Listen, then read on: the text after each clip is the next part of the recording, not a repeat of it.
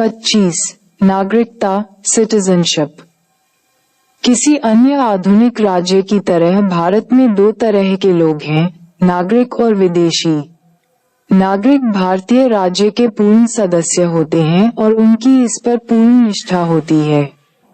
इन्हें सभी सिविल और राजनीतिक अधिकार प्राप्त होते हैं। विदेशी किसी अन्य राज्य के नागरिक होते हैं, इसलिए उन्हें सभी नागरिक एवं राजनीतिक अधिकार प्राप्त नहीं होते हैं। इनकी दो श्रेणियां होती हैं, विदेशी मित्र एवं विदेशी शत्रु।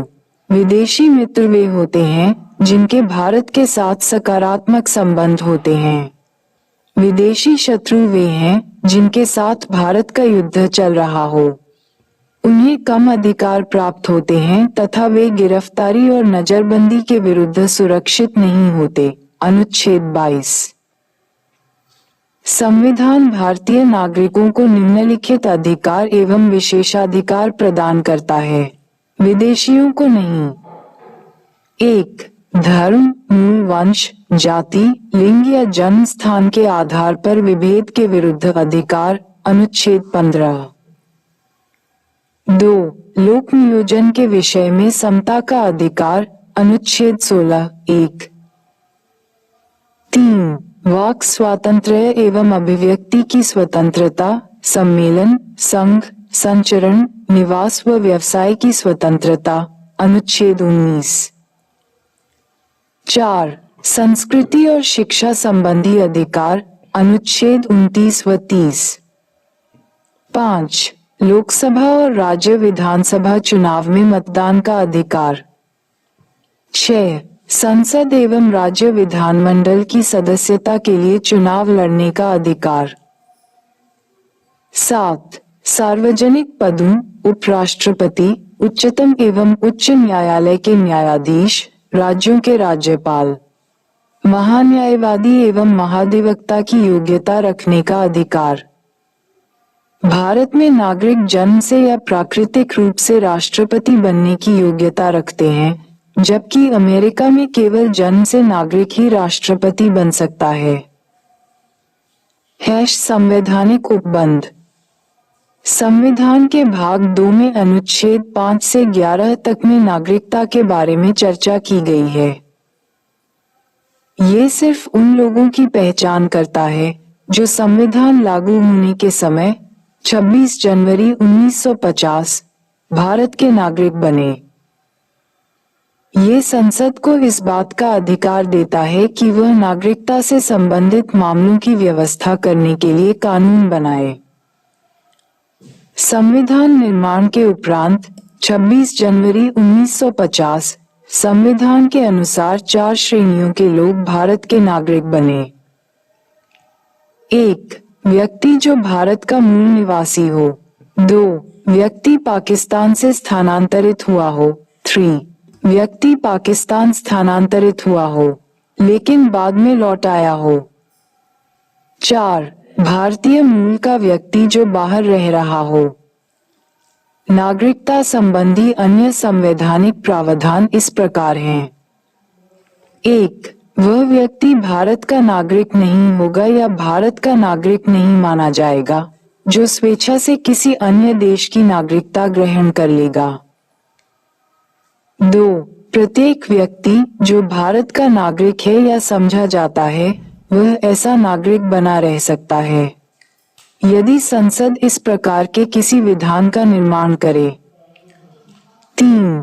संसद को यह अधिकार है कि वह नागरिकता के अर्जन और समाप्ति के तथा नागरिकता से संबंधित अन्य सभी विषयों के संबंध में विधि बना सकती है। नागरिकता अधिनियम 1955। नागरिकता अधिनियम 1955 संविधान लागू होने के बाद अर्जन एवं समाप्ति के बारे में उपबंध करता है।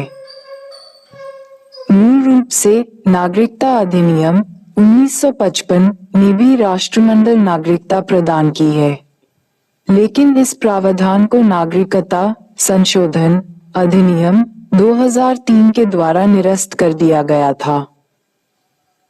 तारांकन नागरिकता का अर्जन। नागरिकता अधिनियम 1955 नागरिकता प्राप्त करने की 5 शर्तें बताता है, जैसे जन्म, वंशानुगत, पंजीकरण, प्राकृतिक एवं क्षेत्र समाविष्टि करने के आधार पर। 1. जन्म से भारत में 26 जनवरी 1950 को या उसके बाद परंतु जुलाई 1947 से पूर्व जन्मा व्यक्ति अपने माता पिता के जन्म की राष्ट्रीयता के बावजूद भारत का नागरिक होगा। भारत में जुलाई को या उसके बाद जन्मा व्यक्ति केवल तभी भारत का नागरिक माना जाएगा यदि उसके जन्म के समय उसके माता पिता में से कोई एक भारत का नागरिक हो।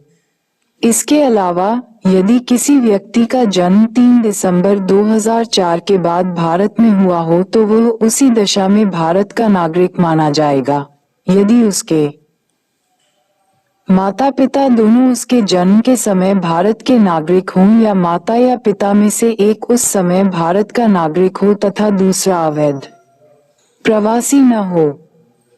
भारत में पदस्थ विदेशी राजनयिकों एवं शत्रु देश के बच्चों को भारत की नागरिकता अर्जन करने का अधिकार नहीं है। 2. वंश के आधार पर कोई व्यक्ति जिसका जन्म 26 जनवरी 1950 को या उसके बाद परंतु 10 दिसंबर 1992 से पूर्व भारत के बाहर हुआ हो वह वंश के आधार पर भारत का नागरिक बन सकता है यदि उसके जन्म के समय उसका पिता भारत का नागरिक हो।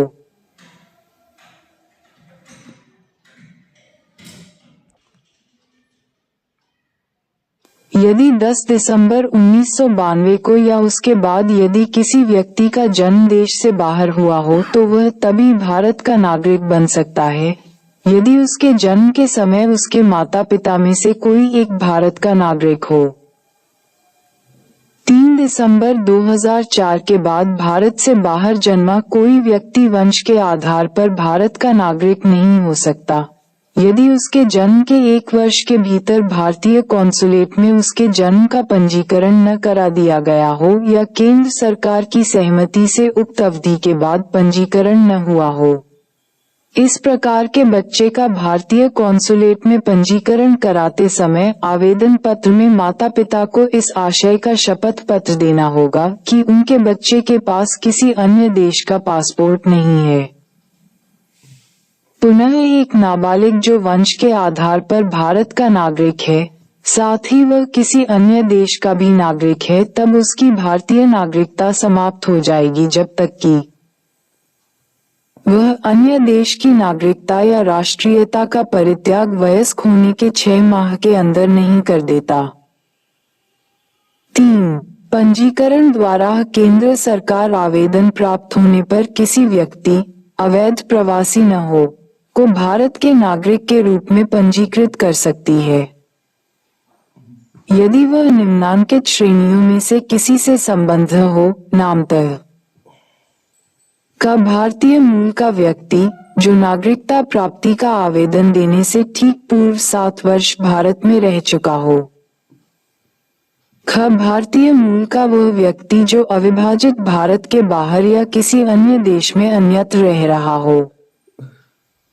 वह व्यक्ति जिसने भारतीय नागरिक से विवाह किया हो और वह पंजीकरण के लिए प्रार्थना पत्र देने से पूर्व 7 वर्ष से भारत में रह रहा हो। घ भारत के नागरिक के नाबालिग बच्चे। कोई व्यक्ति जो पूरी आयु तथा क्षमता का हो तथा उसके माता पिता भारत के नागरिक के रूप में पंजीकृत हों। कोई व्यक्ति जो पूरी आयु तथा क्षमता का हो तथा वह या उसके माता पिता स्वतंत्र भारत के नागरिक के रूप में पंजीकृत हों या वह पंजीकरण का इस प्रकार का आवेदन देने से 12 महीने से साधारणतः निवास कर रहा हो। कोई व्यक्ति जो पूरी आयु तथा क्षमता का हो तथा वह समुद्र पार किसी देश के नागरिक के रूप में 5 वर्ष से पंजीकृत हो या तथा वह पंजीकरण का इस प्रकार का आवेदन देने से 12 महीने से साधारणतः निवास कर रहा हो। एक व्यक्ति जन्म से भारतीय मूल का माना जाएगा यदि वह या उसके माता पिता में से कोई अविभाजित भारत में पैदा हुए हों या 15 अगस्त 1947 के बाद भारत का अंग बनने वाले किसी भू क्षेत्र के निवासी हूँ। 4. प्राकृतिक रूप से केंद्र सरकार आवेदन प्राप्त होने पर किसी व्यक्ति, अवैध प्रवासी न हो, को प्राकृतिक रूप से नागरिकता प्रमाण पत्र प्रदान कर सकती है, यदि वह व्यक्ति निम्नलिखित योग्यताएं रखता है। ऐसे देश से संबंधित नहीं हो जहां भारतीय नागरिक प्राकृतिक रूप से नागरिक नहीं बन सकते। कख कि यदि वह किसी अन्य देश का नागरिक हो तो वह भारतीय नागरिकता के लिए अपने आवेदन की स्वीकृति पर उस देश की नागरिकता को त्याग देगा। यदि वह भारत में रह रहा हो या भारत सरकार की सेवा में हो या इनमें से थोड़ा कोई एक और थोड़ा कोई अन्य हो तो उसे नागरिकता संबंधी आवेदन देने के कम से कम 12 माह पूर्व से भारत में रह रहा होना चाहिए। यदि 12 माह की इस अवधि से 14 वर्ष पूर्व से वह भारत में रह रहा हो या भारत सरकार की सेवा में हो या इनमें से थोड़ा एक में और थोड़ा अन्य में हो, इनकी कुल अवधि 11 वर्ष से कम नहीं होनी चाहिए। उसका चरित्र अच्छा होना चाहिए। कि वह संविधान की 8वीं अनुसूची में उल्लिखित भाषाओं का अच्छा ज्ञाता हो। कि उसे प्राकृतिक रूप से नागरिकता का प्रमाण पत्र प्रदान किए जाने की स्थिति में वह भारत में रहने का इच्छुक हो या भारत सरकार सेवा या भारत में स्थापित किसी सोसाइटी, कंपनी या व्यक्तियों का निकाय हो में प्रवेश या उसे जारी रखें। कला, साहित्य, विश्व शांति या मानव उन्नति से संबद्ध हो।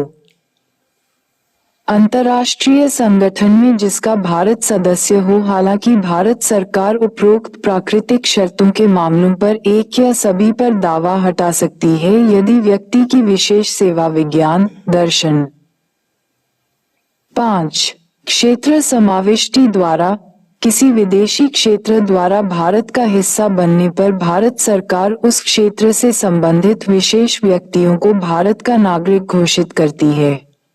ऐसे व्यक्ति उल्लिखित तारीख से भारत के नागरिक होते हैं।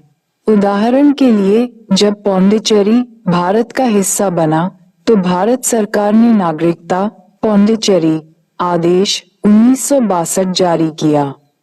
यह आदेश नागरिकता अधिनियम 1955 के तहत जारी किया गया। 6. असम समझौते से आच्छादित व्यक्तियों के लिए नागरिकता का विशेष प्रावधान। नागरिकता संशोधन अधिनियम 1985 असम समझौते विदेशी मुद्दे पर आच्छादित व्यक्तियों की नागरिकता के लिए निम्नलिखित विशेष प्रावधान करता है। भारतीय मूल के सभी व्यक्ति जो जनवरी 1966 के पहले बांग्लादेश से असम आए और जो अपने प्रवेश के बाद से ही साधारणतः असम के निवासी हैं, को 1 जनवरी 1966 से भारत का नागरिक मान लिया जाएगा। भारतीय मूल का प्रत्येक व्यक्ति जो जनवरी 1966 को या उसके बाद लेकिन 25 मार्च 1971 के पहले बांग्लादेश से असम आया और अपने प्रवेश के समय से ही साधारणतया असम का निवासी है और जिसे विदेशी के रूप में पहचाना गया है, को स्वयं को निबंधित करना होगा। ऐसा निबंधित व्यक्ति भारत का नागरिक मान लिया जाएगा, सभी उद्देश्यों के लिए विदेशी के रूप में पहचाने जाने के बाद से 10 वर्षों की अवधि की समाप्ति की तारीख के बीच। लेकिन इन 10 वर्षों के बीच की अवधि में उसे भारत के नागरिक के समान ही अधिकार होंगे, लेकिन मत देने का अधिकार नहीं होगा। नागरिकता की समाप्ति। नागरिकता अधिनियम 1955 में अधिनियम या संवैधानिक व्यवस्था के अनुसार प्राप्त नागरिकता खोने के 3 कारण बताए गए हैं: त्यागना, बर्खास्तगी या वंचित करना होना।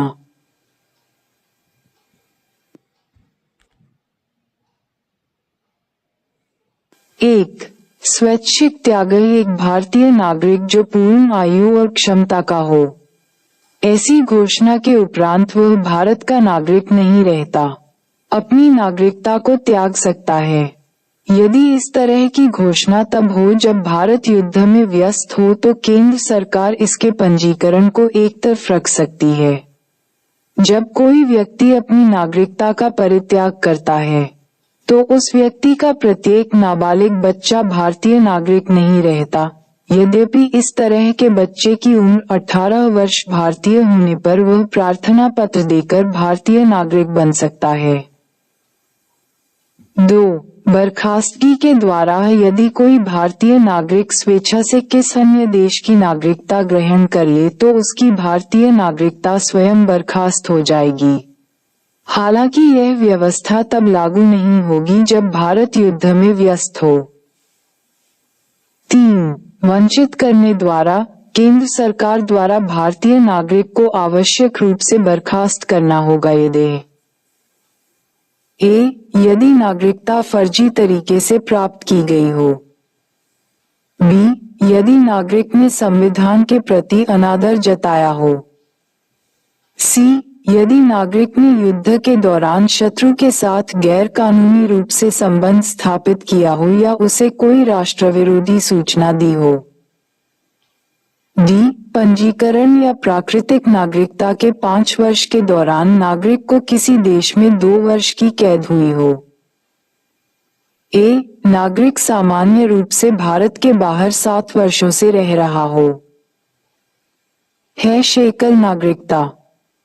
यद्यपि भारतीय संविधान संघीय है और इसने दोहरी राज पद्धति केंद्र एवं राज्य को अपनाया है, लेकिन इसमें केवल एकल नागरिकता की व्यवस्था की गई है, अर्थात भारतीय नागरिकता। यहाँ राज्यों के लिए कोई पृथक नागरिकता की व्यवस्था नहीं है। अन्य संघीय राज्यों जैसे अमेरिका एवं स्विट्जरलैंड में दोहरी नागरिकता की व्यवस्था को अपनाया गया है। अमेरिका में प्रत्येक व्यक्ति न केवल अमेरिका का नागरिक है वरन उस राज्य विशेष का भी नागरिक है जहां वह रहता है।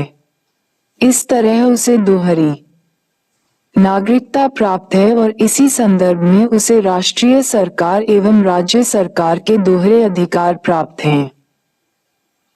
यह व्यवस्था भेदभाव की समस्या पैदा कर सकती है, जैसा कि राज्य अपने नागरिकों के प्रति भेदभाव बरत सकता है। ये भेदभाव मताधिकार, सार्वजनिक पदों, व्यवसाय आदि को लेकर हो सकता है। ऐसी समस्या को दूर करने के लिए ही भारत में एकल नागरिकता की व्यवस्था को अपनाया गया। भारत में सभी नागरिकों को, चाहे उनका जन्म कहीं और निवास कहीं और हो, पूरे देश में समान नागरिक अधिकार प्राप्त होते हैं। उनके बीच किसी तरह का भेदभाव नहीं किया जा सकता। हालांकि भेदभाव रहित इस व्यवस्था में कुछ अपवाद भी हैं। 1. संसद अनुच्छेद 16 के तहत ऐसी व्यवस्था कर सकती है कि किसी राज्य विशेष में रहने वाले लोगों को कुछ नौकरियों या नियुक्तियों में अलग सुविधा मिले। 2. संविधान अनुच्छेद 15 किसी भी नागरिक के खिलाफ धर्म, मूल वंश, जाति, लिंग, जन्म स्थान या निवास के आधार पर भेदभाव करने पर प्रतिबंध लगाता है। इसका अभिप्राय है कि निवास के आधार पर राज्य किसी को विशेष सुविधा दे सकता है जो कि संविधान द्वारा दिए गए अधिकारों के सीमा क्षेत्र में आने वाला मामला न हो। उदाहरण के लिए एक राज्य अपने निवासियों के लिए शैक्षणिक शुल्क में छूट दे सकता है।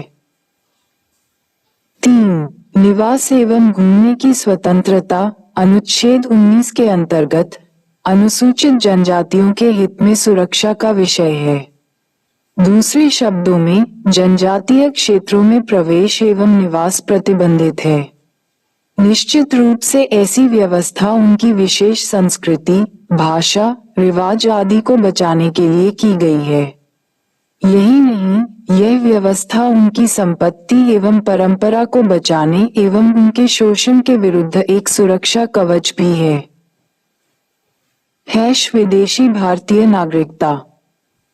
पुनः नागरिकता संशोधन अधिनियम 2015 ने मुख्य अधिनियम में विदेशी भारतीय नागरिकता (OCI) संबंधी प्रावधानों को संशोधित कर दिया। इसने भारतीय विदेशी नागरिकता card holder overseas citizen of India card holder के नाम से एक नई योजना शुरू की है, जिसमें पीआईओ कार्ड स्कीम तथा ओसीआई कार्ड स्कीम को विलय कर दिया गया है। नागरिकता संशोधन अधिनियम 2015 विदेशी भारतीय नागरिक को बदलकर विदेशी भारतीय नागरिक कार्ड धारक overseas citizen of India card holder कर दिया और मुख्य अधिनियम में निम्नलिखित प्रावधान किए। विदेशी भारतीय नागरिक कार्ड होल्डर का निबंधन। 1. भारत सरकार आवेदन प्राप्त होने पर किसी विदेशी भारतीय नागरिक कार्ड धारक होल्डर को पंजीकृत कर सकती है।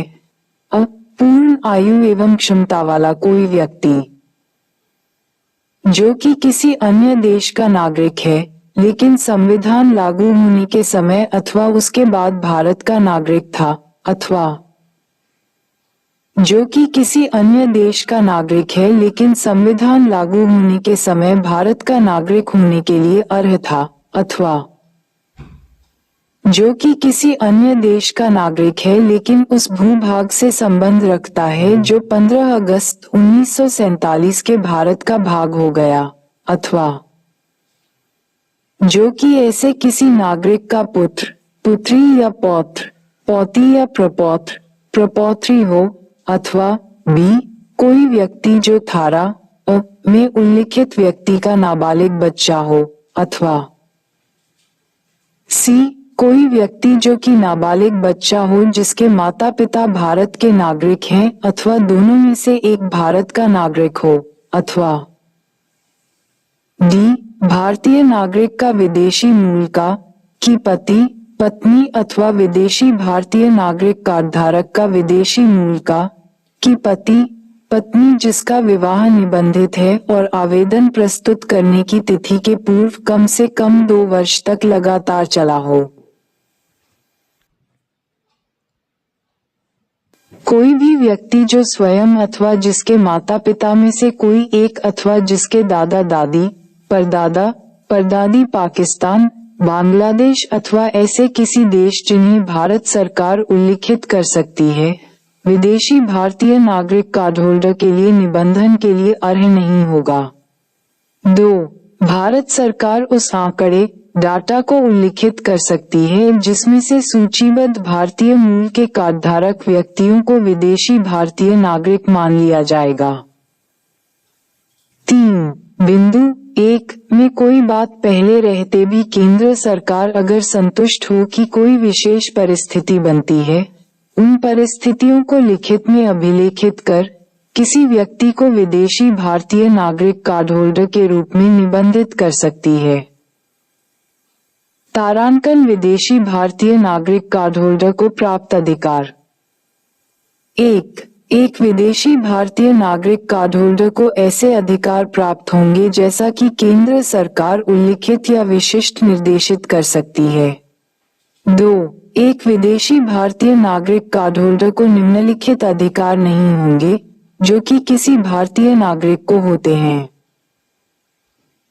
उसे सार्वजनिक रोजगार के मामले में अवसर की संभावना का अधिकार नहीं होगा। बी. वह राष्ट्रपति चुने जाने के लिए अर्ह नहीं होगा। सी. वह उपराष्ट्रपति चुने जाने के लिए अर्ह नहीं होगा। डी. वह सर्वोच्च न्यायालय का न्यायाधीश नियुक्त किए जाने के लिए अर्ह नहीं होगा।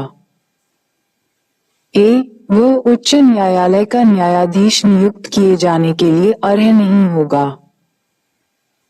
एफ. वह एक मतदाता के रूप में पंजीकृत किए जाने का अधिकारी नहीं होगा। जी.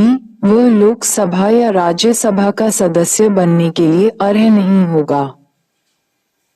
एच. वह राज्य विधानसभा या राज्य विधान परिषद का सदस्य चुने जाने के लिए अर्ह नहीं होगा।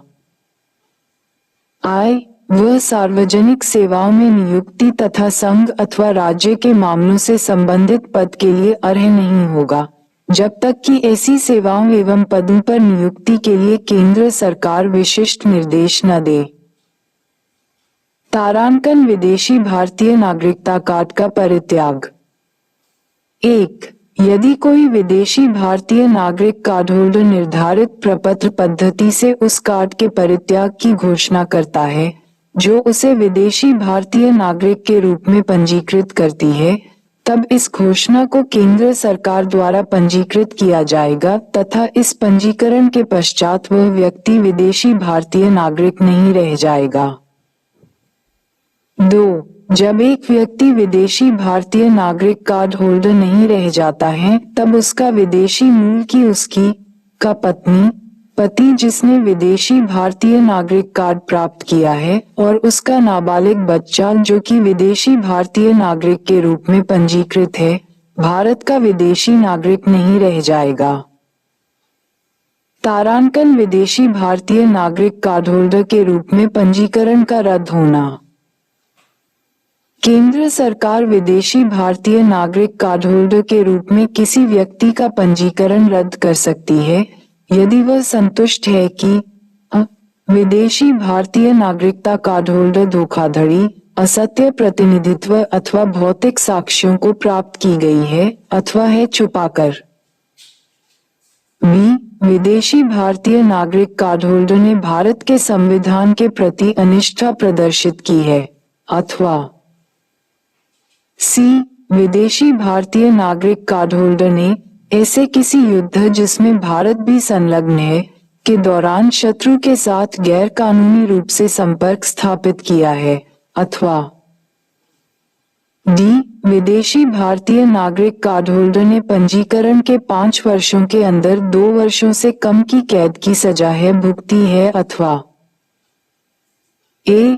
यदि ऐसा करना भारत की संप्रभुता एवं अखंडता, भारत की सुरक्षा, किसी दूसरे देश के साथ मैत्रीपूर्ण संबंध अथवा सामान्य जनता के हित में हो अथवा एफ. किसी विदेशी भारतीय नागरिक कार्ड होल्डर का विकास किसी सक्षम न्यायालय द्वारा या अन्य द्वारा भंग कर दिया गया हो अथवा भंग नहीं किया गया हो लेकिन ऐसे विवाह के बने रहते ही उसने किसी और के साथ विवाह कर लिया हो।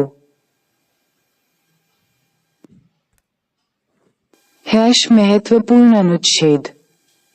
संविधान लागू होने के समय नागरिकता आर्टिकल 5। कुछ वैसे व्यक्तियों के नागरिकता अधिकार जिन्होंने पाकिस्तान से भारत में प्रव्रजन किया है। आर्टिकल 6। पाकिस्तान के प्रव्रजित व्यक्तियों के नागरिकता अधिकार। आर्टिकल 7। भारतीय मूल के वैसे लोगों के नागरिकता अधिकार जो भारत के बाहर निवास कर रहे हैं। आर्टिकल 8। जो व्यक्ति स्वेच्छा से विदेशी राज्यों की नागरिकता प्राप्त कर रहे हैं उन्हें नागरिकता नहीं मिल सकती। आर्टिकल 9। नागरिकता अधिकारों की निरंतरता। आर्टिकल 10। संसद द्वारा कानून बनाकर नागरिकता अधिकारों का नियमन। आर्टिकल 11। महत्वपूर्ण तथ्य। संविधान की 8वीं अनुसूची में वर्तमान में 22 भाषाओं, मूलतः 14 को शामिल किया गया है। यदि छात्र विदेश में पढ़ रहा हो तो ये लागू नहीं होगा या वह भारत सरकार की नौकरी में हो या किसी ऐसे अंतर्राष्ट्रीय संगठन में जिसका भारत सदस्य हो या अपना वार्षिक पंजीकरण इस संदर्भ में कराता हो कि वह भारत की नागरिकता को ग्रहण करना चाहता है। 32वें संविधान संशोधन अधिनियम 1973 के तहत इसमें अनुच्छेद 371 घ को शामिल किया गया।